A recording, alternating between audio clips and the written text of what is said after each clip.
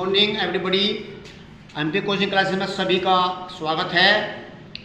आज हम आपको बहुत बढ़िया बहुत सुंदर टॉपिक लेकर आए हैं, इट का प्रयोग। ये मेरे प्यारे बच्चों, मेरे प्यारे भाइयों, ये सभी को ध्यान रखना है। इट का 99% जो है ना पूछा जाता है बड़े एग्जाम में, और सब सेंटेंस भी बनवा लेते हैं। इसको बोले डमी सब्जेक्ट के रूप में जानते हैं। इसको इट का प्रयोग कहाँ होता है, इसका कोई अर्थ नहीं होता, यहाँ पर कोई अर्थ नहीं होता, जबकि इट का अर्थ यह होता है। अब सुनो कहाँ प्रयोग होता है इसका, ये बड़ा विशेष ध्यान रखना है। डाउनलोड कर लो इस वीडियो को। तो यहाँ क्या है, इट का प्रयोग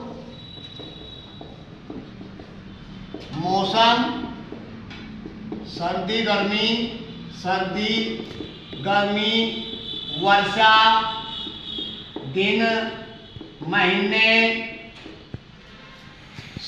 दिन महीने, समय, समय आदि से पहले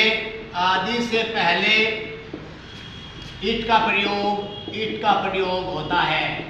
इट का प्रयोग होता है। यहाँ इट का कोई अर्थ नहीं होता है। यहाँ इट का कोई अर्थ नहीं होता है, कोई अर्थ नहीं होता है। जबकि इट का अर्थ यह होता है, यह होता है। जो निर्जीव वस्तुओं, जानवरों, पशु पक्षियों के लिए होता है। ये बड़ा विशेष ध्यान रखना है। इट का प्रयोग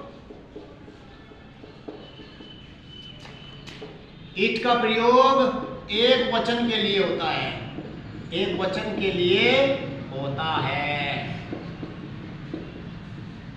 यहाँ ये ध्यान रखना है, इट का प्रयोग हमेशा एक वचन के लिए आता है। और जितने भी हमारे पशु पक्षी, इनका जो सब्जेक्ट होता है वो इट होता है।